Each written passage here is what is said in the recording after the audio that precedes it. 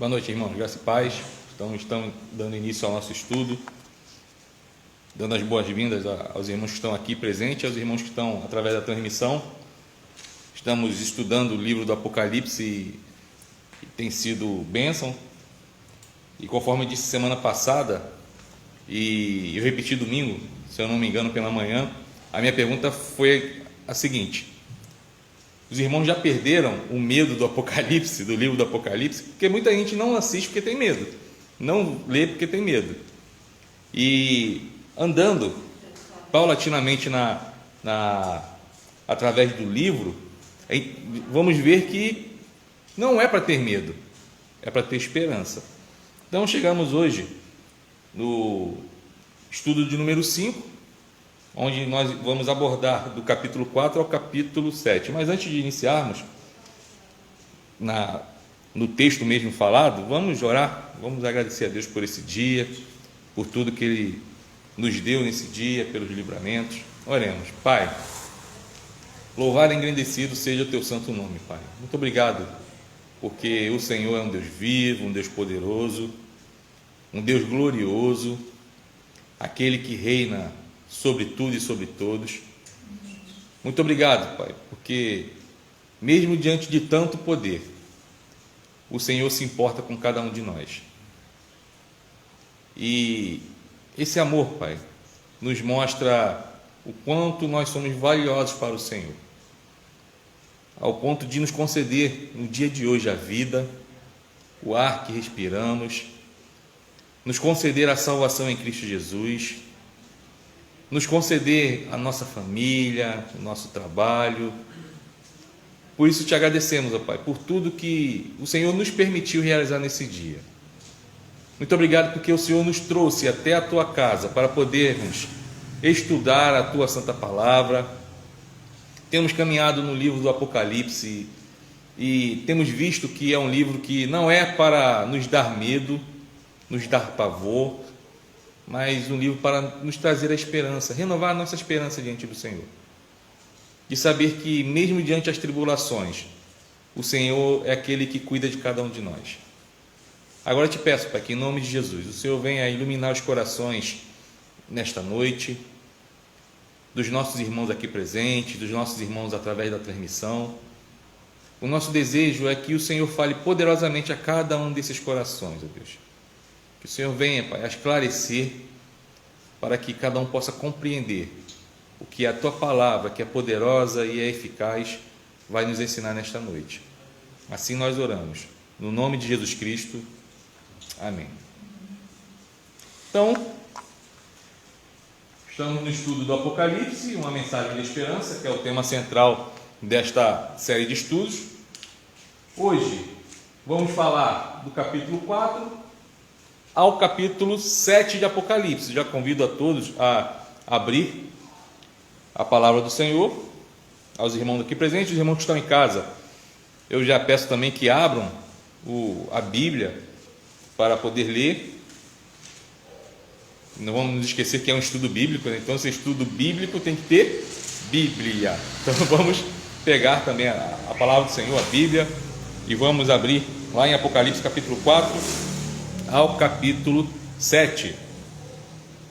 Então vamos fazer a leitura. Eu vou fazer a leitura e peço apenas aos irmãos que acompanhem, tá bom? Vou fazer uma leitura sequencial, direto. Só vou avisar quando é o capítulo 5, capítulo 6, capítulo 7, tá bom? Capítulo 4.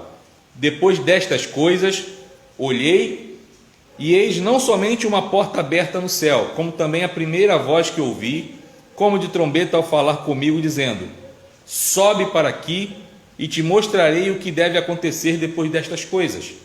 Imediatamente eu me achei em espírito, e eis armado no céu um trono, e no trono alguém sentado.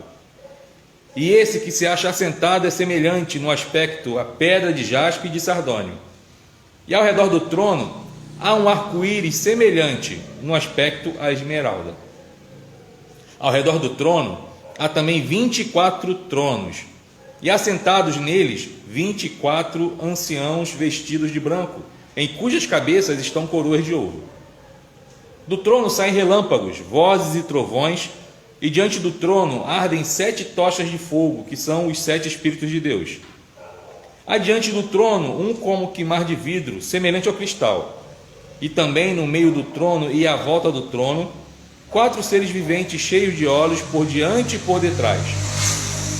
O primeiro ser vivente é semelhante a leão, o segundo semelhante a novilho, o terceiro tem o rosto como de homem, e o quarto ser vivente é semelhante à águia quando está voando. E os 4 seres viventes, tendo cada um deles, respectivamente, 6 asas, estão cheios de olhos, ao redor e por dentro. Não tem descanso, nem de dia, nem de noite, proclamando: Santo, Santo, Santo é o Senhor Deus, o Todo-Poderoso, aquele que era, que é e que há de vir. Quando esses seres viventes derem glória, honra e ações de graças ao que se encontra sentado no trono, ao que vive pelos séculos dos séculos, os 24 anciãos prostrar-se-ão diante daquele que se encontra sentado no trono, adorarão o que vive pelos séculos dos séculos e depositarão as suas coroas diante do trono, proclamando: Tu és digno, Senhor e Deus nosso, de receber a glória, a honra e o poder, porque todas as coisas tu criaste, sim, por causa da tua vontade vieram a existir e foram criadas. Capítulo 5. E na direita daquele que estava sentado no trono um livro, escrito por dentro e por fora, de todo selado com 7 selos. Vi também um anjo forte que proclamava em grande voz: Quem é digno de abrir o livro e de lhe desatar os selos? Ora, nem no céu, nem sobre a terra, nem debaixo da terra, ninguém podia abrir o livro, nem mesmo olhar para ele. E eu chorava muito, porque ninguém foi achado digno de abrir o livro, nem mesmo de olhar para ele. Todavia, um dos anciãos me disse: Não chores. Eis que o leão da tribo de Judá, a raiz de Davi, venceu para abrir o livro e os seus 7 selos. Então vi no meio do trono e dos 4 seres viventes, e entre os anciãos, de pé, um cordeiro, como tendo sido morto. Ele tinha 7 chifres, bem como 7 olhos, que são os 7 Espíritos de Deus enviados por toda a terra.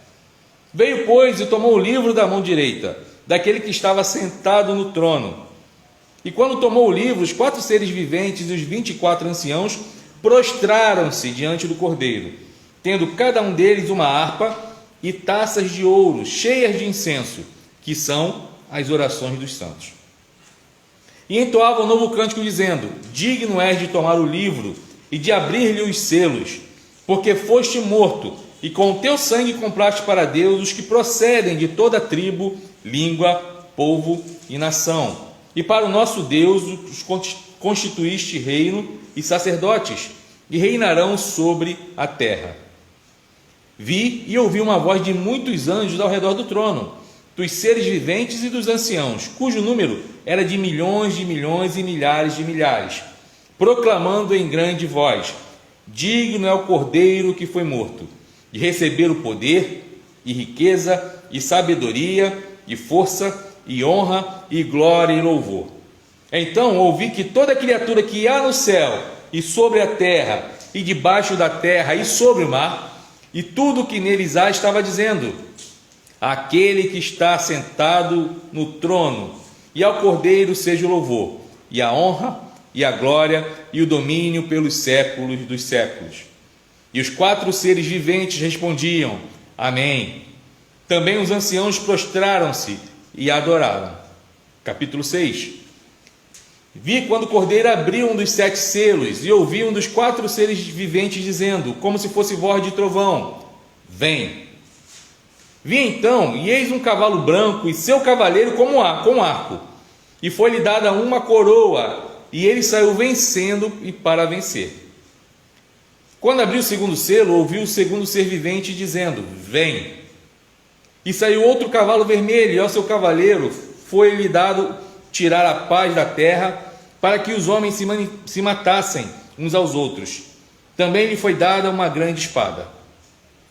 Quando abriu o terceiro selo, ouviu o terceiro ser vivente dizendo: Vem. Então vi, e eis um cavalo preto, e o seu cavaleiro com uma balança na mão. E ouvi uma como que voz no meio dos 4 seres viventes, dizendo: uma medida de trigo por 1 denário, 3 medidas de cevada por 1 denário, e não danifiques o azeite e o vinho. Quando o cordeiro abriu o 4º selo, ouvi a voz do 4º ser vivente dizendo: Vem. E olhei, e eis um cavalo amarelo e seu cavaleiro, sendo este chamado Morte, e o inferno estava seguindo. E foi-lhes dada autoridade sobre a 4ª parte da terra para matar a espada, pela fome, com a mortandade por meio das feras da terra. Quando ele abriu o 5º selo, vi debaixo do altar as almas daqueles que tinham sido mortos por causa da palavra de Deus e por causa do testemunho que sustentavam. Clamaram em grande voz dizendo: Até quando, ó soberano Senhor, santo e verdadeiro, não julgas nem vingas o nosso sangue dos que habitam sobre a terra? Então a cada um deles foi dada uma vestidura branca, e lhes disseram que repousassem ainda por pouco tempo, até que também se completasse o número dos seus conservos e seus irmãos, que iam ser mortos como igualmente eles foram. Vi quando o cordeiro abriu o 6º selo, e sobreveio grande terremoto. O sol se tornou negro como saco de crina, a lua toda como sangue. As estrelas do céu caíram pela terra, como a figueira, quando abalada por vento forte, deixa cair os seus figos verdes. E o céu recolheu-se como pergaminho quando se enrola. Então todos os montes e ilhas foram movidos do seu lugar. Os reis da terra, os grandes, os comandantes, os ricos, os poderosos, e todo escravo e todo livre se esconderam nas cavernas e nos penhascos dos montes. E disseram aos montes e aos rochedos: Cai sobre nós, escondei-nos da face daquele que se assenta no trono e da ira do cordeiro, porque chegou o grande dia da ira deles. E quem é que pode suster-se? Capítulo 7. Depois disto vi 4 anjos em pé, nos 4 cantos da terra, conservando seguros os 4 ventos da terra, para que nenhum vento soprasse sobre a terra, nem sobre o mar, nem sobre árvore alguma. Vi outro anjo que subia do nascente do sol, tendo o selo do Deus vivo, e clamou em grande voz aos 4 anjos, aqueles aos quais fora dado fazer dano à terra e ao mar, dizendo: Não danifiqueis nem a terra, nem o mar, nem as árvores, até selarmos na fronte os servos do nosso Deus. Então ouvi o número dos que foram selados, que era 144.000, de todas as tribos dos filhos de Israel. Da tribo de Judá foram selados 12.000, da tribo de Ruben 12.000, da tribo de Gade 12.000, da tribo de Azer 12.000, da tribo de Naphtali 12.000, da tribo de Manassés 12.000, da tribo de Simeão 12.000, da tribo de Levi 12.000, da tribo de Issacar 12.000, da tribo de Zebulon 12.000, da tribo de José 12.000, da tribo de Benjamim foram selados 12.000. Depois destas coisas vi, e eis grande multidão que ninguém podia enumerar, de todas as nações, tribos, povos e línguas, em pé diante do trono e diante do cordeiro, vestidos de vestiduras brancas, com palmas nas mãos, e clamavam em grande voz dizendo: Ao nosso Deus que se assenta no trono, e ao cordeiro pertence a salvação. Todos os anjos estavam de pé rodeando o trono. Os anciãos, os 4 seres viventes, e ante o trono se prostraram sobre o seu rosto e adoraram a Deus, dizendo: Amém. O louvor e a glória e a sabedoria e as ações de graças e a honra e o poder e a força seja ao nosso Deus pelos séculos dos séculos. Amém. Um dos anciãos tomou a palavra dizendo: Estes que se vestem de vestiduras brancas, quem são e de onde vieram? Respondi-lhe: Meu Senhor, tu sabes. Ele então me disse: São estes os que vêm da grande tribulação, lavaram suas vestiduras e as alvejaram no sangue do Cordeiro. Razão porque se acham diante do trono de Deus e o servem de dia e de noite no seu santuário. E aquele que se assenta no trono estenderá sobre eles o seu tabernáculo.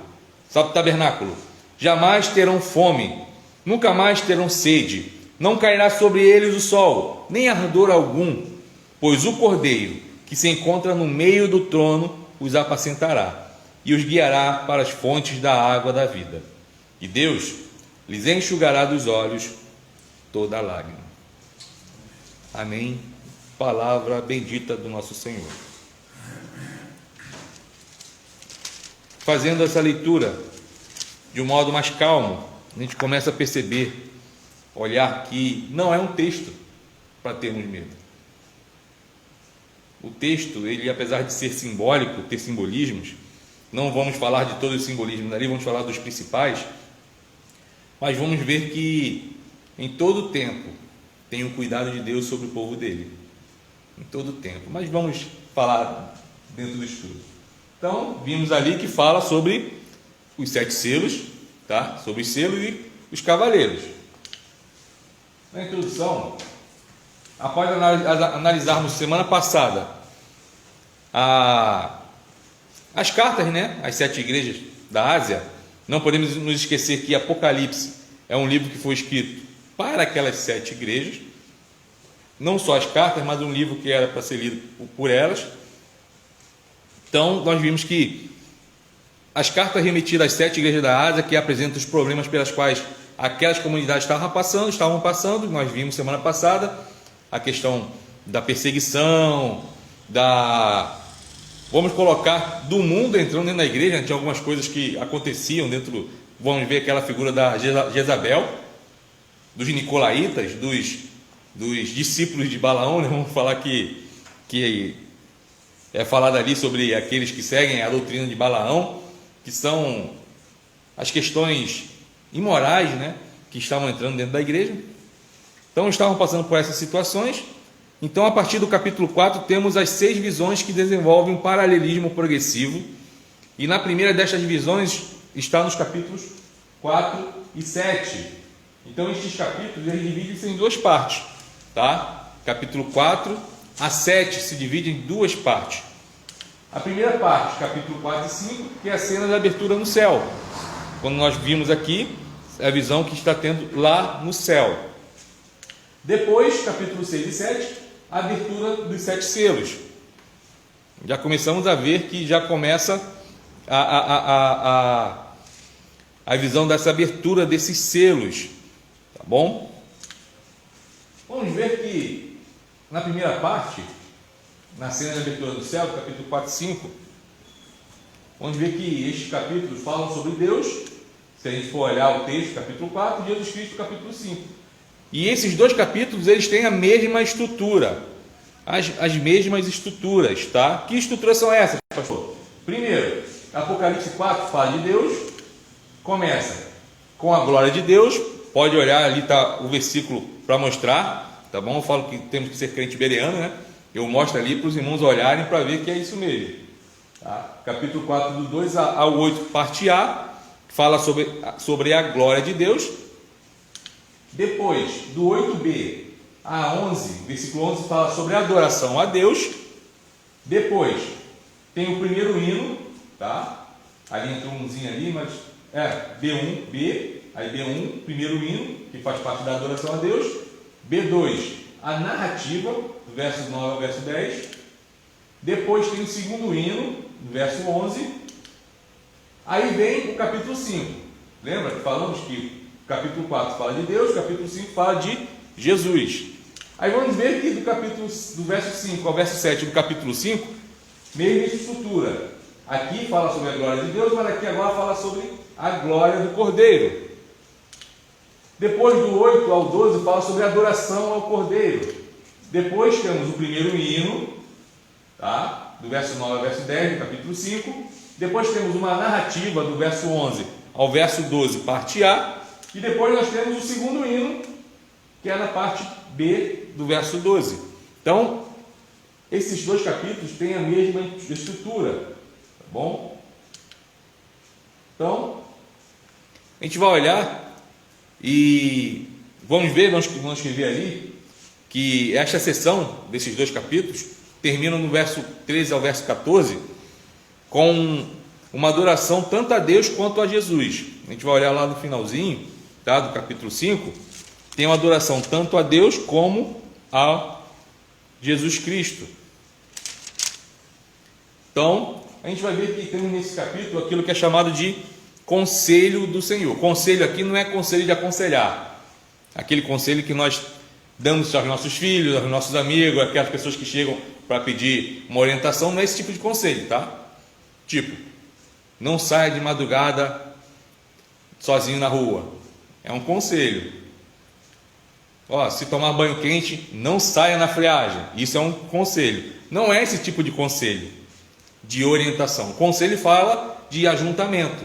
Como na nossa igreja presbiteriana existe o conselho. O que é o conselho? É o pastor mais os presbíteros formam um conselho. Conselho da ONU, onde tem todos os chefes de Estado do mundo, é um conselho, são aqueles homens reunidos. Então aqui quando fala conselho do Senhor, está falando sobre isso, de aquelas pessoas que estão reunidas com o Senhor. Então temos nestes capítulos aquilo que é chamado de conselho do Senhor. Então ele é apresentado segundo o modelo das cortes orientais da antiguidade. A gente pode olhar algum filme antigo que vai ter o rei sentado no trono, tá? Vai ter aquela rainha do lado e vai ter quem? Os seus conselheiros, vai ter os generais e vão fazer aquela reunião, tipo reunião da cúpula. Então, João usa essa figura dessa reunião de conselho, que é em cima de quê? Das cortes orientais da antiguidade, onde tinha o soberano e tinha aquelas pessoas que estavam ao seu redor. Então, no nosso caso, esse conselho é composto da Trindade. Não podemos esquecer que Deus são três, que é um, tá bom? A gente não vai entrar nesse assunto agora, senão a gente vai gastar um pouco mais de tempo. Então é composto da Trindade, Pai, Filho e Espírito Santo, dos seres celestiais que nós vimos aqui, que estão diante dela, e dos 24 anciãos. Na leitura nós percebemos isso. Tem Deus, tem os 24 anciãos e tem os seres viventes. João não entra, porque João está vendo, tá? João está vendo, ele não está participando, está vendo. Talvez seja a pergunta: pastor, o senhor falou dos seres viventes, dos anciãos, da Trindade, mas e João? Ele não entra? Não entra porque ele está assistindo, tá? Está só olhando para poder anotar. Tá bom, vamos começar. Então, quem são essas pessoas que participam, tirando a Trindade, desse conselho, tá? Então, quem são eles? Primeiro, os 24 anciãos. Está no verso 4 do capítulo 4. Então, vamos começar com os 24 anciãos. Eles não são anjos, tá bom? Eles não são anjos. Pode reparar aí, ao redor do trono há também 24 tronos, e assentados nele 24 anciãos vestidos de branco, cujas cabeças estão coroas de ouro. Esses anciãos não são anjos, mas são homens. São homens. Isso a gente pode ver, pode ser verificado porque eles estão sentados em tronos. Eles têm coroas, tá? E conforme a simbologia do Apocalipse, essa coroa é recebida pelo crente fiel. A gente vai ver isso lá no capítulo 2, verso 10. E estão vestidos de branco, que é outra característica dos cristãos. Então o Apocalipse, quando fala de pessoas vestidas de branco, está falando de quem? Dos salvos, que tem a sua vestidura branca, tá? Vestidura branca. Então esses anciãos não são anjos, são homens que estão fazendo parte do conselho do Senhor. Mas como identificá-los? O texto dá uma perspectiva de quem são. A gente vai chegar lá. Não criemos pânico, como dizia aquele personagem, não criemos pânico. Mas então, como identificá-los? Então não há uma certeza quanto a isso, quanto a essa identificação. Aí a gente vê aqui que talvez esse título de ancião, tá? Talvez pudesse representar os líderes da sinagoga ou das comunidades primitivas, porque naquela época eram chamados de presbíteros, anciãos. Presbítero significa ancião, tá? Apesar que na igreja presbiteriana presbítero não é ancião, é um nome que se dá para como posso dizer, para um líder. Pastor é presbítero. Por quê? O pastor é um presbítero docente e o presbítero sem ser pastor, ele é regente. É o que cuida da administração e o pastor é o que cuida do ensino. Então, o conselho da igreja presbiteriana é regida por presbíteros. O presbítero docente, que é o pastor, e o presbítero regente, que é o presbítero que todos nós conhecemos. Tá? Então, talvez esse nome de ancião por causa disso.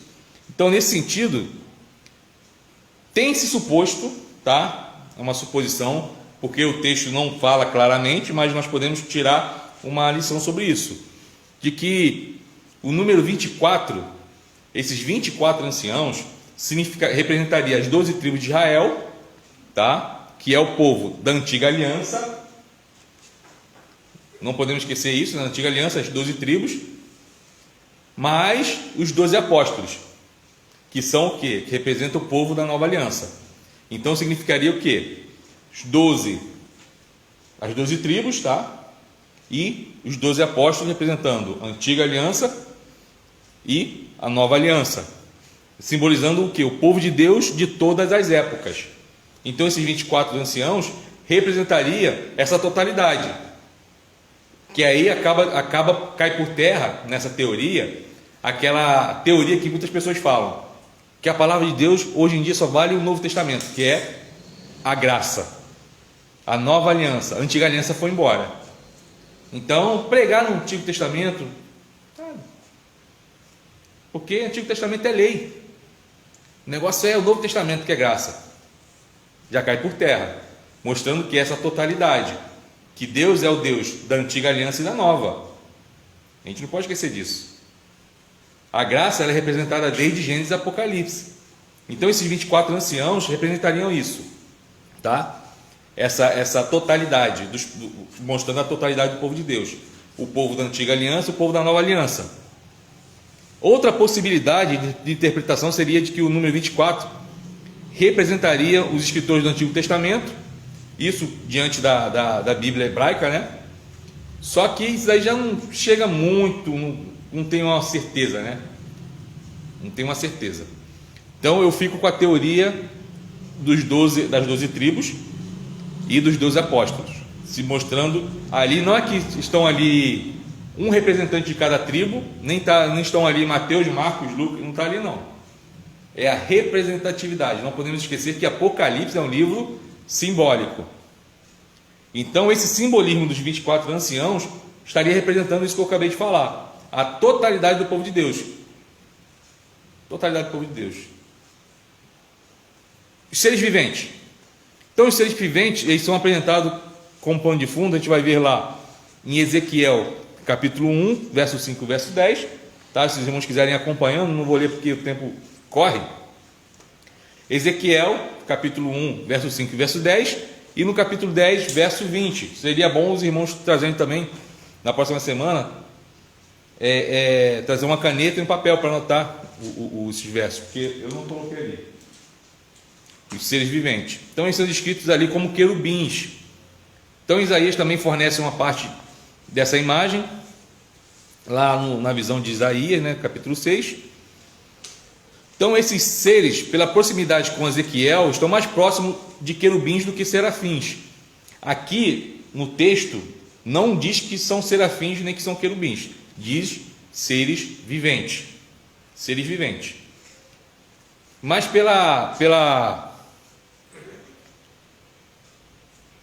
como posso falar? Pelo jeito que é descrito, dá a entender que são querubins, não serafins. Então Isaías também fornece o quê? Então ele representa a criação, tá? Visto que a gente vai olhar, quando fala de seres viventes, eles falam de algumas particularidades, tá bom? Fala de seres viventes e fala mostrando a criação, representando a criação, que fala cara de leão, certo? Um parecendo como leão, está aqui a partir do verso 6, ó, o primeiro ser vivente semelhante a leão, representando os animais selvagens. Depois vem o novilho, representando os animais domésticos. O terceiro é um homem, tá? Semelhante a um homem, mostrando a raça humana. E o último é como águia, representando as aves, os pássaros. Isso mostrando lá, representando lá o início da criação, que Deus criou o quê? Os seres viventes. Que seres viventes são? Os animais domésticos, os selváticos. Todo mundo lembra disso, né? Vem os animais selváticos, os animais domésticos, vem as aves. Estão representando isso. E o homem. Além disso, os querubins eram responsáveis por guardar as coisas mais santas e próximas de Deus. Então, estes seres são representantes da criação que louvam a Deus. Essa é a representação desses seres viventes. Os anciãos estão diante de Deus, estão louvando a Deus, representam as 12 tribos e os 12 apóstolos, mostrando a totalidade do povo de Deus, que abrange a antiga aliança e a nova aliança. Conforme disse, caiu por terra a questão de não, a antiga aliança foi embora, só a nova aliança. Não, a antiga aliança e a nova aliança, agora é um povo só. E esses seres viventes representam toda a criação louvando a Deus, louvando ao Senhor, louvando ao Criador. Então não tem nada de místico nisso daqui não, tá? Assim, não, tem... Eu já vi gente falando aí a unção do leão, não sei o que, do Apocalipse. Gente, não.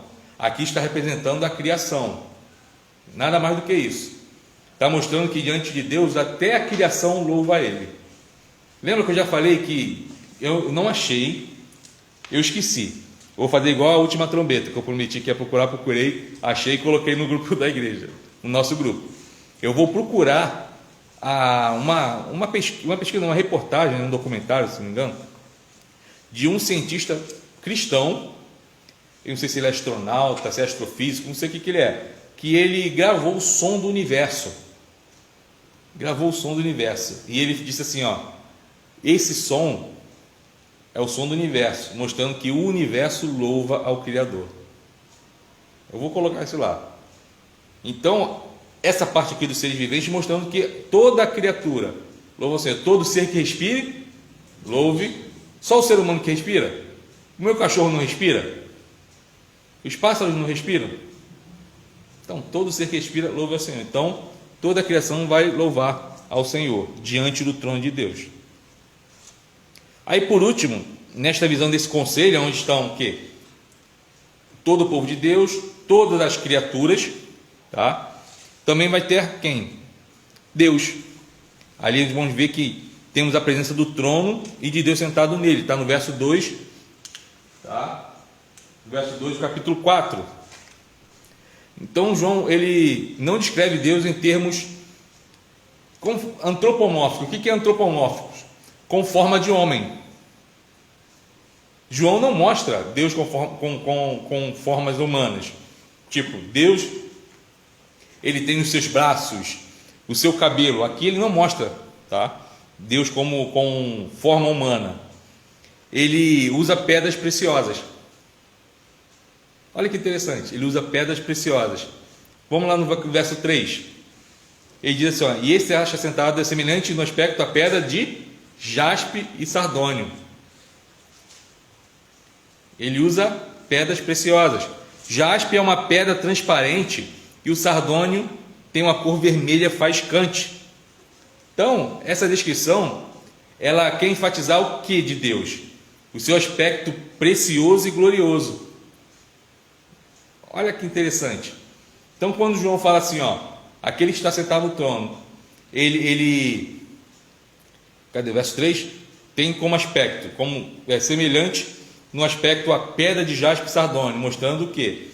Algo precioso e glorioso. Quando a gente olha para uma pedra preciosa, a gente vê que aquela majestade, né? Que aquilo é majestoso. É tanto que tem pessoas que falam assim, o meu anel tem rubi, meu anel tem não sei o que, porque mostra aquela majestade. Então, mostrando que Deus, ele está no seu trono, mostrando toda a sua glória e mostrando a preciosidade dele. Aí depois ele fala de um arco-íris. Ele fala de um arco-íris, certo? Vai falar assim, no trono, deixa eu ver onde é que está aqui, no mesmo verso, ao redor do trono há um arco-íris semelhante no aspecto à esmeralda. Falamos de um Deus glorioso, majestoso. Agora o arco-íris mostra que neste trono não há apenas poder, não há apenas glória, majestade, mas misericórdia. Lembra onde surgiu esse arco-íris? Aonde surgiu o arco-íris? Depois do dilúvio. E o que Deus falou quando colocou o arco-íris lá? Todas as vezes que olhasse aquele símbolo, ia lembrar da misericórdia dele, que ele não destruiria mais a humanidade. Misericórdia. Então, quando João mostra Deus com um aspecto de pedras preciosas, e ele coloca o arco-íris juntos, ele está mostrando, portanto, que nesse trono existe um Deus que é glorioso e é misericordioso ao mesmo tempo. É um Deus glorioso e misericordioso. Não podemos esquecer o pano de fundo do livro, tá? Não podemos esquecer o pano de fundo do livro, que é perseguição, matança. Os nossos irmãos estavam sendo mortos, jogados nas arenas, sendo comidos por leão, por tigre. Existem histórias de que alguns imperadores, algumas autoridades botavam os cristãos, tá, para servirem de tocha no seu quintal, né, no seu quintal, para iluminar enquanto eles faziam festas. E o corpo do cristão estava lá, servindo de tocha. Semana passada nós vimos dois exemplos. Policarpo de Esmirna, que foi queimado vivo com 86 anos, e vimos o Antipas, que não é o Herodes Antipas, que foi colocado dentro de um touro de bronze e foi assado conforme nós vimos naquelas churrasqueiras que tem aí a bafo, que faz costela no bafo, fechou, acendeu o fogo e ele cozinhou ali dentro. Então nossos irmãos estavam ali. E quando João mostra, não podemos esquecer que mensagem de esperança, é um livro de esperança. Ele está mostrando que Deus está no controle de tudo isso, nós vimos já as cartas do Apocalipse. Mas esse Deus, do mesmo jeito que ele é um Deus, que ele é glorioso, poderoso, que ele poderia muito bem, com apenas um estalo dos dedos, acabar com todos esses opressores. Mas não, ele sustenta o seu povo e ele mostra que ele é misericordioso. Então ele não é só glorioso, poderoso, ele também é misericordioso. É isso que João está mostrando aqui, nessa visão do conselho de Deus. Aí quando chega no capítulo 5, começa falando de um livro selado com 7 selos, que está nas mãos de Deus. Aí vem a pergunta: que livro é esse? Que livro é esse? Tá? Então, esse livro é o livro que contém um domínio de Deus sobre todas as coisas, bem como a definição da libertação do seu povo e a punição daqueles que se voltam contra a igreja e seu Senhor. Portanto, tudo o que acontece no Apocalipse é a revelação do conteúdo deste livro. Então, neste livro está mostrando isso, tudo o que Deus vai fazer. Não é que esses homens estão passando, conforme nós falamos, passando batido, desapercebido, não. Deus já estava ali, já estava escrito no livro o que ia acontecer com eles. Aí, Apocalipse, quer dizer, é a revelação do conteúdo do livro, é o que a gente está lendo, é a revelação do que estava dentro do livro. Então, os 7 selos que mantêm o livro fechado e que são abertos no capítulo 6 e 8 não fazem parte do conteúdo do livro, mas formam uma preliminar abertura dos mesmos, que a gente vai ver mais à frente nos outros estudos, tá? Então, isso aqui que nós vamos ver hoje é uma preliminar, é apenas a abertura desse livro. Então, João chora.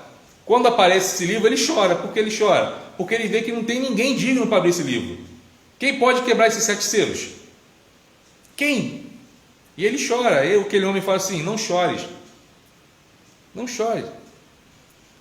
E na hora ele olha e vê quem? Um como cordeiro, como tinha sido morto, mostrando Jesus Cristo. Jesus Cristo. Ele mostra, deixa eu ver se está ali. Isso, está na mão de Deus. Que livro é esse? Eu vou repetir ali. É o livro que contém o domínio de Deus, já lemos.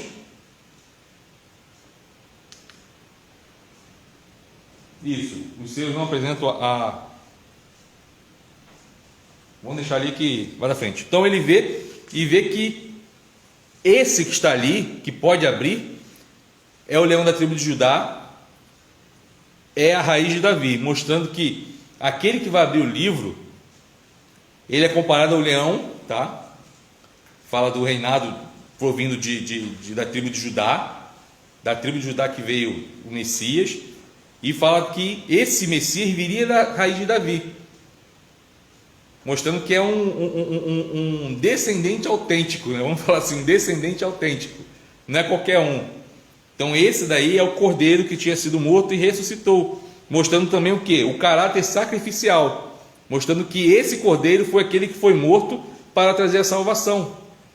Não foi qualquer um, aquele que morreu para trazer a salvação, mas ressuscitou. E ele ressuscitou ao ponto de estar ali, para poder abrir os 7 selos. Olha que bênção. Então, aí está aqui escrito, aqui possivelmente a apresentação de Jesus como aquele que vence através da morte, como modelo para os crentes. Então, Jesus ele toma um livro, a gente vai ver isso lá no verso 8, e quando chega no capítulo 6, ele começa a abrir esses selos. Então é importante notarmos aqui que a visão do trono de Deus e de Jesus representa o passado, o momento da exaltação de Jesus à direita de Deus através da ressurreição e a posse de seu domínio sobre todo o universo. Então o objetivo da visão nos capítulos 4 e 5 é fornecer confiança e força para os crentes diante dos problemas que virão. Diante dos problemas que virão, tanto os nossos, que ainda está por vir, tá? Quanto para aqueles irmãos. Agora imagine só, nós temos o privilégio de termos esse livro aqui hoje. Naquela época, eles não tinham Apocalipse. Não tinham. Agora imagine só, aquele crente fiel, tá? Que estava pregando a palavra de Deus, estava servindo a Deus, e ele é preso. Vou colocar uma situação bem difícil, tá? Bem difícil. Ele é preso.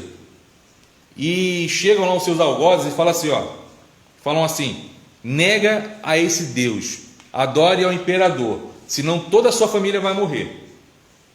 E ele fala: não vou, só adoro a Deus, só adoro a Ele, só me inclino a Ele. E ele vê toda a sua família sendo morta na frente dele, e um por um. Eu estou só dando uma incrementada na nossa mente. Aí ele vai em um, vai na esposa, tá? Ou se o esposo, vice-versa, se for a mulher que está sendo coagida a negar, tanto faz. Chega para o seu cônjuge e fala assim: nega ou vai morrer. E não nego. E vai, corta a garganta da esposa, ou dá uma espadada nela, ela morre. Vai para o filho, nega, não, morre todo mundo. E aqueles homens saem. Como deve ficar o psicológico dessa pessoa? Ela continua confiando em Deus, certo? Continua confiando em Cristo, continua. Mas imagina a desesperança dessa pessoa. A desesperança, essa pessoa está perdendo as suas esperanças. Então, quando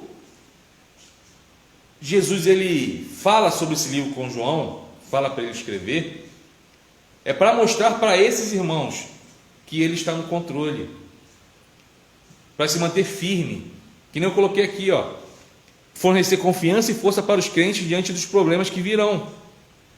Então eles, por serem cristãos, não estariam livres de pagar o preço pela sua fé, não. Mas era importante saber que ao final de tudo isso, Deus estava controlando a situação e que Jesus traria o consolo a eles e a punição aos seus perseguidores. Então, através desse livro, quando eles liam, não podemos esquecer lá dos estudos introdutórios, que é um livro escrito com simbolismo, que os perseguidores não entendiam, achavam que era um quadrinho, assim, uma besta, um dragão com um chifre, um cordeiro que foi morto. Então daqui a coisa da cultura deles levavam o livro, deixavam o livro ir embora. Mas quando aqueles crentes pegavam o livro, entendiam aquele simbolismo, esses simbolismos. Então essa leitura para eles trazia uma esperança de saber que Jesus está falando assim: eu estou cuidando de tudo isso, calma, mesmo que vocês venham morrer fisicamente, vocês vão estar vivos na glória. Essa é a mesma mensagem para nós hoje. Independente do que aconteça, o que importa é que nós estamos salvos. A nossa carne pode perecer nesta terra, mas estaremos com o Senhor na glória. Essa é a mensagem desse capítulo. Deus está no controle de tudo, controlando a situação. Aí vem a abertura dos 7 selos, capítulo 6 e 7, tá? Então, os selos não apresentam o conteúdo do livro, mas são antecipações a eles. Foi o que nós falamos agora. Então, o selo vai ser aberto, mas não vai mostrar todo o conteúdo do livro, só como se fosse uma parte introdutória do livro. Então, os 4 primeiros selos devem ser vistos formando um bloco pela unidade da estrutura que gira em torno dos cavaleiros, enquanto o 5º fala especificamente da igreja, e o 6º sobre a segunda vinda, e o 7º vem somente no capítulo 8 para ser aberto. Então, semana que vem a gente vai abrir o 7 no selo. Até hoje vamos até o 6º. Aí temos o primeiro cavaleiro, tá? Versos 6 e 2, que leva um arco, representa os soldados partos, tá? Que eram os únicos arqueiros montados na época. Vamos lá no capítulo 6. Eu pulei ali uma parte, tá? Que diz assim, ó, os 4 primeiros selos devem ser vistos formando um bloco. Ah, tá ali sim. Tá ali sim. Perdão, que eu coloquei aqui destacado. Aí eu já li para o primeiro cavaleiro. Então temos o primeiro cavaleiro, tá? No verso 6 e 2, que leva um arco que representa os soldados partos, que eram os únicos arqueiros montados na época. Então lá no verso 2 diz assim, ó: vi então, eis um cavalo branco e seu cavaleiro com um arco, e foi-lhe dado uma coroa, e ele saiu vencendo e para vencer. Muitas pessoas interpretaram esse texto como Jesus, que é aquele que está sentado com uma coroa e saiu vencendo para vencer. Aqui o texto não fala que é Jesus, em nenhum momento fala que é Jesus, tá? Aqui está falando de uma situação que estava acontecendo na época. A Pártia era um reino situado a leste da Palestina e que significava constante fonte de ameaça ao domínio romano no Oriente. Então aqui este cavaleiro simboliza guerras e conquistas que ameaçavam o Império Romano da época. Olha só, já começando a falar sobre o que ia acontecer ao Império Romano que estava perseguindo a igreja. Olha só, Jesus já falando, ó, vai vir um cavaleiro, um cavalo branco, o seu cavaleiro vai vir com um arco, e foi-lhe dado uma coroa, e ele vai vencer. Ele vai ser vitorioso, eles vão ser vitoriosos sobre vocês, sobre Roma. Então esse texto aqui, verso 2, não está fazendo nenhuma alusão aqui a Jesus Cristo. Está mostrando desses guerreiros partos, tá? Que eram os únicos soldados naquela época que montavam e possuíam arco, conseguia cavalgar atirando. Interessante, né? A gente olha para o Império Romano, acha que o Império Romano é tudo, né? E era.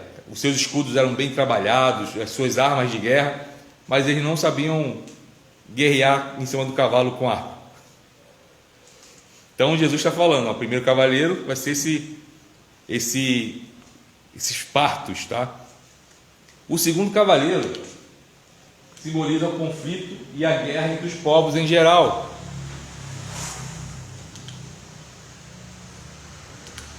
Então o terceiro cavaleiro traz a imagem de escassez.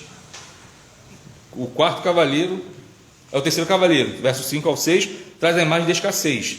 Então, por quê? Fala o quê? Sobre uma medida de trigo e sobre denário, certo?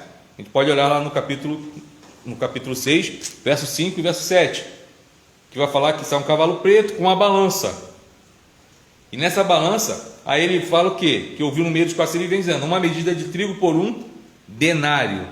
Uma medida de trigo, para os irmãos entenderem, era o consumo diário de uma pessoa. Era o consumo diário de uma pessoa. É como se, vamos colocar no nosso, contextualizar, o nosso feijão e arroz. Vamos colocar que seja o nosso feijão e arroz. Então, o nosso feijão e arroz, tá? Essa medida de trigo seria a nossa refeição de hoje. Seria para amanhã e para a noite, almoço e janta. Então, isso daí equivalia a um denário. Olha só. Uma medida de trigo por um denário. Então, o meu alimento de hoje valeria um denário. Então, esse denário ele era o salário de um dia de trabalho. De um dia de trabalho. É como se estivesse falando aqui, ó, você vai trabalhar um dia para comprar a comida desse dia, só. Não vai ter dinheiro para comprar um chinelo, não vai ter dinheiro para comprar um chiclete. É um denário, é esse salário do dia para comprar a sua refeição desse dia. Olha só. Olha só. Então, portanto, mostra-se aqui que os tempos que estão mostrando aqui são tempos difíceis, visto que gasta-se todo o dinheiro para a alimentação de uma única pessoa. Ainda tem isso, tá? É uma medida. Aqui eu falei, quando falo, é o nosso feijão com arroz, é o meu. Não é o da Alissa, da Cláudia nem do Daniel. É o meu. Então é um denário, é um dia de trabalho pela minha comida. Então isso significa o quê? Tempos difíceis, onde se gasta-se todo o dinheiro para a alimentação de uma única pessoa. E a cevada mais barata era o alimento dos pobres da época. Somente com ela poderia alimentar a família. A questão aqui está mostrando então que é uma crise econômica. Quando fala sobre esse cavaleiro, tá? O terceiro cavaleiro, que é o cavaleiro do cavalo preto, né, que tem uma balança na mão, está falando sobre essa crise econômica, sobre a escassez na face da terra, sobre esses períodos que eles iam passar, e tem a ver também conosco, né? Eu não estou falando que a gente está nessa época não, tá? De crise econômica não, crise econômica é por causa mas vai chegar num tempo assim. Então, vimos aqui que o quarto cavaleiro, que é o cavalo preto, significa essa crise econômica, a escassez, tá bom? Aí vem o quarto cavaleiro, e o quarto cavaleiro parece que vai sintetizar o segundo e o terceiro. Parece que vai sintetizar o segundo e o terceiro. Por quê? Ele traz a morte pela espada, que pode ser referência também à guerra, mas também a todo tipo de morte violenta, inclusive assassinato. A morte pela fome é apenas mais uma derivação desse cavaleiro, tá? Que é o quarto cavaleiro. Cadê o cavalo amarelo? Esse cavaleiro sendo chamado de morte, e o inferno estava seguindo. Então foi dado aqui autoridade sobre a quarta parte da terra para matar a espada pela fome com mortandade e por meio das feras da terra. O quinto selo apresenta os cristãos que têm sido mortos. Então, quando ele abriu o quinto selo, viu debaixo do altar as almas daqueles que tinham sido mortos por causa da palavra de Deus, por causa do testemunho que sustentam. Aí tem algo aqui interessante que não está, que eu não coloquei eu vou ler aqui o que está escrito, mas depois eu vou explicar, para não esquecer. Então, estes daí estão diante de Deus, e o Apocalipse até aqui fez menção apenas a uma morte, tá? E a possibilidade de se morrer. Então, possivelmente, João vê as coisas de modo presente e também futuro, ou seja, estaria vendo aqueles que seriam mortos. Eles pedem vingança a Deus, mas não especificam seus assassinos, porque isso será mostrado mais à frente, dentro desse livro que vai ser aberto. O que eu quero falar? Que aqui no texto, tá? Tem alguém que chega para ele e fala assim, ó, repousem mais um pouco. Repousem mais um pouco. Dando a entender que essas pessoas morreram, despertaram, pediram vingança, e a pessoa falou assim, repouse mais um pouco, dorme mais um pouco que vai chegar o dia. Esse repousar aqui não é dormir, tá? Lembra que quando nós estudamos escatologia, falamos que não existe esse sono da morte? Sono da alma, quer dizer, perdão, sono da alma, que não existe, aquele negócio que o pessoal fala, está dormindo no Senhor. Não. O corpo pode estar até dormindo, o corpo físico, quando nós morremos. A alma não. É tanto que quando Paulo fala aos Tessalonicenses, fala que dorme, está falando nesse sentido, que a carne vai dormir. A alma vai estar com o Senhor totalmente ativa, tá? Totalmente ativa. Aqui esse repousar não está dizendo que as pessoas vão dormir, está falando assim, é como se estivesse falando assim, tá? Pastor, o senhor está falando muito, acaba logo para a gente poder ir embora para casa. Não vai acabar logo não, e eu vou falar o que para vocês? Calma, daqui a pouco vai chegar a hora de todo mundo ir embora para casa, calma. É como se estivesse falando isso, tá? Vai assim, repousa mais um pouco, tipo, calma, espera mais um pouco que esse dia vai chegar, o dia da vingança vai chegar. Então eu tenho que explicar isso, porque senão vai aparecer para os irmãos aqui, os irmãos lá que estão em casa, de que existe esse sono da alma. Não existe. A palavra de Deus diz que é automático. Nós fechamos os olhos aqui e abrimos automaticamente na glória. A última visão que eu vou ter, vamos supor, se eu morresse aqui agora, seria a visão de vocês. Mas na hora que eu fechasse os olhos aqui, a primeira visão que eu teria era do Senhor na glória. E é essa que nós teremos. Então, esse repousar aqui é esperar. Espera, que esse tempo vai chegar. Calma. Aguenta mais um pouco aí. Espera um pouquinho. É um esperar mais um pouco. Tá bom? Então, aí vem o sexto selo que expressa a segunda vinda de Jesus. Pode-se notar através dos sinais no verso 12. Tá? E pela referência ao dia da ira, no verso 17, que é um termo lá do Antigo Testamento, veterotestamentário, que significa o dia da vinda de Deus para o julgamento, ou o dia do Senhor. Mas qual o sentido desses selos, então? Tá bom? Mas qual o sentido desses selos todos? Eles simbolizam a presença do mal, o pecado e o sofrimento aqui neste mundo, durante todas as épocas, atingindo todas as pessoas, sejam cristãs ou não. Não podemos esquecer que a maldade, ela vai bater na porta dos cristãos e do não cristão. O pecado está com os cristãos e com os não cristãos. Todos pecaram, todos nós pecamos. Então o sofrimento todo mundo sofre, crente e não crente. Então esses selos estão simbolizando isso, essa presença do mal, do pecado, do sofrimento no mundo durante todas essas épocas, atingindo todas as pessoas, sejam cristãs ou não.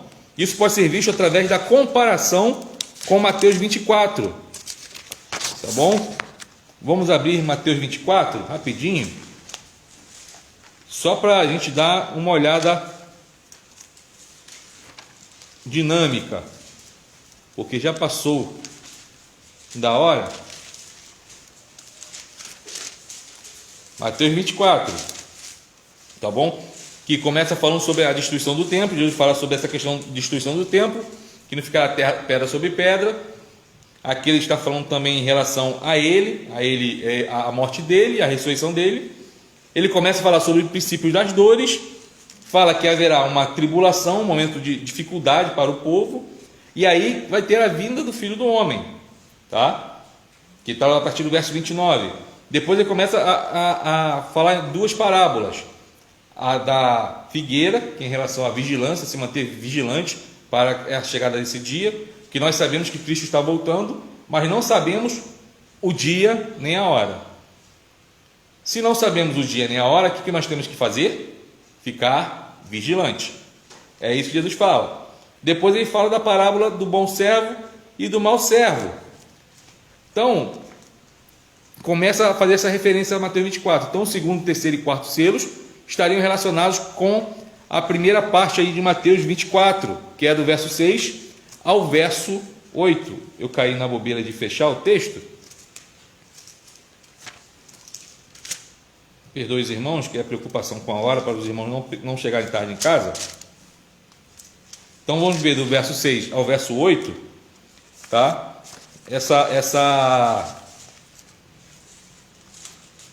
O segundo, terceiro e quarto livro, essa relação do selo, relacionado com isso, que fala sobre a questão das guerras, rumores de guerra, nação contra nação. O quinto selo estaria relacionado com o verso 9 ao verso 13 de Mateus 24, tá? Fala assim, sobre os atribulados, sobre as mortes, os matarão, sereis odiados de todas as nações, muitos vão estar aí, outros vão se odiar. Então o quinto selo estaria relacionado com esse texto. E o sexto selo com Mateus 24, do 29 ao 31, que fala sobre a vinda do Filho do Homem. É importante frisar que Mateus 24 ele não apresenta sinais antecipatórios para a vinda de Jesus. Pelo contrário, o objetivo é mostrar que tais acontecimentos não apresentam o fim, mostrando que tudo isso que vai acontecer não é o fim. Jesus mesmo fala isso. Fala assim, fiquem calmos, porque isso não é o fim. Ainda não é o fim. Então isso tudo vai acontecer, mas ainda não é a vinda do Filho do Homem. Ele ainda está por vir. Então, o mesmo se dá com os selos do Apocalipse. Eles mostram que os cristãos estão sujeitos a sofrimentos dentro do mundo, como qualquer ser humano, e que tais tribulações não evidenciam a chegada do juízo de Deus ao mundo. E eles não são o conteúdo do livro, são apenas um dado preliminar. Então, nesse contexto, tornam-se muito importantes as visões do capítulo 4 e 5. Se os cristãos devem passar por sofrimentos, é necessário que saibam que, apesar dessas lutas, Jesus está dirigindo os destinos do mundo e dará forças a eles para vencer. Por isso, o capítulo 4 e o capítulo 5, mostrando a glória de Deus e a glória de Jesus Cristo. Mostrando que eles, mesmo diante de todo o sofrimento, Ele nos dará força e nós venceremos a isso. Nós venceremos. Então, antes que o sétimo selo seja aberto, temos o capítulo 7, que expressa um interlúdio para a abertura do último selo. Então, isso fornece um caráter dramático ao texto. Deve-se esperar mais um pouco para que o sétimo selo seja aberto e finalmente possa se conhecer o conteúdo do livro. Então, o capítulo 7 é mais para causar uma expectativa do sétimo selo, que vai ser só semana que vem, a partir do capítulo 8. Então, tipo assim, poxa, abriu os 6 selos, e o sétimo agora? Agora espera. Cenas do próximo episódio. Então, o capítulo 7 não segue uma ordem cronológica com o capítulo 6, como se depois da segunda vinda de Jesus acontecessem os fatos descritos nele. Então, não é cronológico, tá? Não é cronológico. Pelo contrário, fala-se para que não se danifique o planeta até que os servos de Deus sejam selados. Está no verso 3. É impossível falar em dano sobre a terra após a segunda vinda de Cristo. Aí chega no capítulo 7,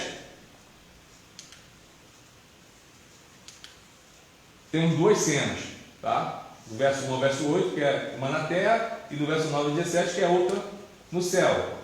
Na primeira temos os cristãos sendo selados, que significa que eles recebem a marca de Deus e são possessão deles, tá? Na segunda cena temos a igreja no céu, mostra a igreja já na glória com o Senhor depois do retorno dele.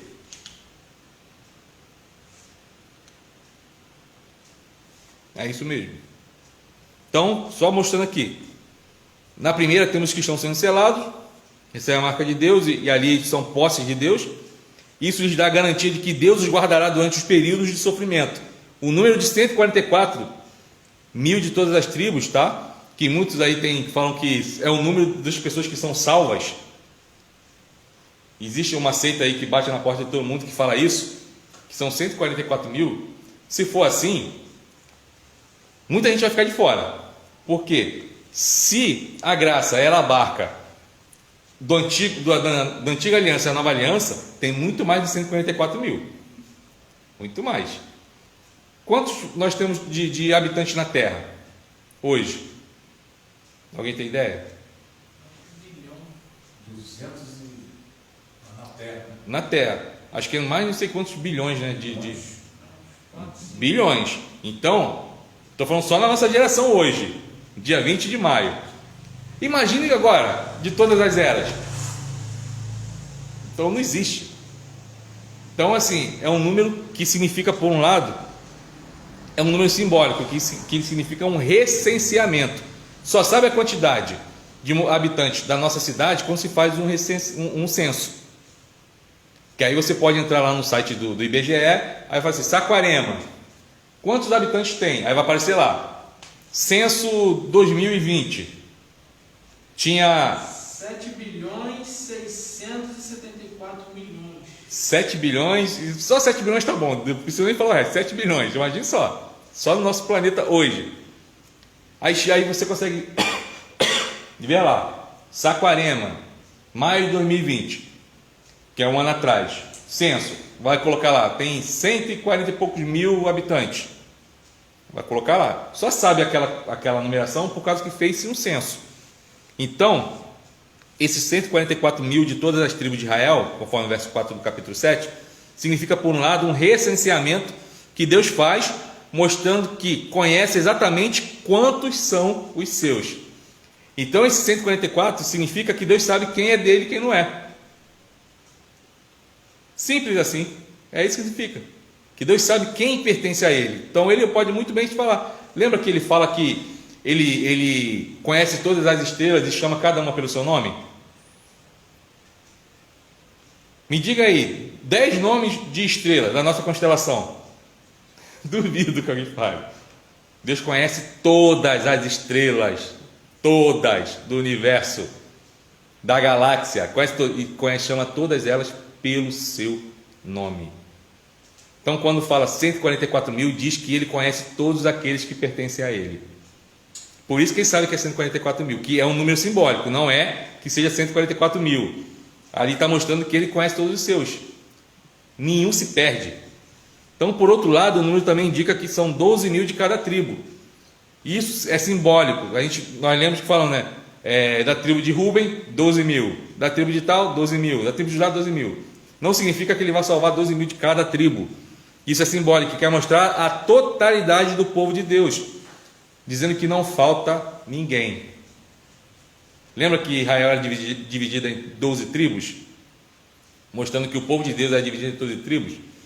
Então, quando ele fala que esses 144 mil, está mostrando que Deus conhece todos aqueles que pertencem a Ele, e mostrando também a totalidade do povo de Deus, que não vai faltar ninguém. Ninguém vai ser esquecido naquele grande dia. Vai olhar assim, esquecido do pastor Birajara. Não, Deus conhece todos. E esse Israel é Israel espiritual, que é a igreja, mesmo que ela sofra, Deus guarda. Então, na segunda cena, nós vemos que é a igreja do céu, diante do trono do Cordeiro, tá? Aqueles que têm morrido pelo seu testemunho, são esses especialmente. Então, para eles é apresentado o término do sofrimento, como acontecerá na segunda vinda. Então, essa imagem é importante para aquelas igrejas da Ásia Menor, onde alguns haviam morrido e outros estariam para morrer, demonstrando o seu destino e a sua bem-aventurança ao lado do Senhor, mostrando assim, vocês vão passar por isso. Vão passar por isso. Mas eu estou com vocês e vocês estarão comigo. Essa é a alegria, tem que ser a alegria do coração do crente, de saber que durante o nosso sofrimento aqui nesta terra, Deus está do nosso lado. E quando terminar esse sofrimento, nós estaremos ao lado do Senhor. Sempre. Concluindo, onde a igreja toda diz amém. Deus está no controle de todas as coisas, aleluia por isso. Jesus tem um domínio sobre a história. Mesmo que passemos por tribulações, o Senhor nos conhece um a um. Isso deve fazer diferença para nós. Deus conhece cada um a um. Particularidade de cada um. Cada um. Isso que é importante. Saber que esse é o Deus que é glorioso, conforme nós falamos no início do estudo, é glorioso, mas também é misericordioso. É aquele que o seu trono, aquele que é demonstrado como pedras preciosas, mostrando essa glória, essa majestade, mas também onde é retratado um arco-íris, mostrando a misericórdia de Deus. Então, através desse estudo de hoje, nós começamos já a entrar na parte que é a mais crítica, que todo mundo tem medo.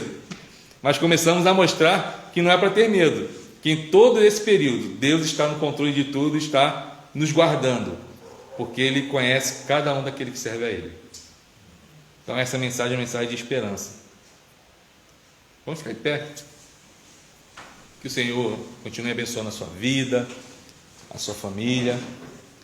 Sábado não teremos a programação de casais, tá? Nós suspendemos, e conforme disse domingo, é bom a gente nos resguardar, porque essas variantes aí, então, na hora do culto dá até para a gente ter um domínio, né? Porque os irmãos que vêm são irmãos cristãos, mas com certeza viria pessoas que não são cristãs. E por não ser cristã, fica um pouco mais difícil, né? Da gente chegar e controlar, bota a máscara, ou vai passar o álcool, ou senta afastado. É mais difícil. Então vamos esperar, quem sabe mês que vem. Jantar de casais, a gente faz um jantar de casais, mesmo com medo à distância. Vamos ver. Vou estar na mão de Deus. O futuro pertence a Ele. Tá bom? Um domingo de manhã, nossa escola bíblica dominical. Nossa escola bíblica dominical sobre família. E domingo à noite, nós estaremos aqui reunidos para adorar o Senhor. Lembrando que domingo de manhã começa a nova série de sermão, de exposição bíblica, será em Gálatas. À noite ainda temos um pedaço das epístolas de João. Então, quando terminar a epístola de João, nós vamos entrar em Abacuque. Tá? Então, de noite vai ser Abacuque e de manhã será Gálatas. tá bom? Então, ore pelo pastor, para que o Senhor ilumine a mente do pastor, para ele poder preparar o sermão da melhor maneira possível, para que Deus possa falar poderosamente aos nossos corações. Pedir, irmã Deise, ora para a gente terminar, depois eu vou estar impetrando a bênção do Senhor. Querido Pai amado, continuamos, Senhor, na Tua presença. Queremos Te agradecer por esta noite. Queremos Te agradecer por cada vida aqui. Sim. Queremos Te agradecer por esse estudo que tem nos esclarecido, Pai. Obrigado que possamos colocar em prática tudo que temos aprendido, Pai. Que possamos Te servir melhor, Te adorar, Te bendizer e ter intimidade contigo, Pai.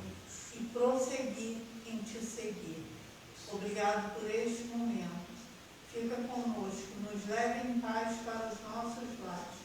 É o que nós te oramos em nome do Teu Filho amado Jesus Cristo. Amém. Amém.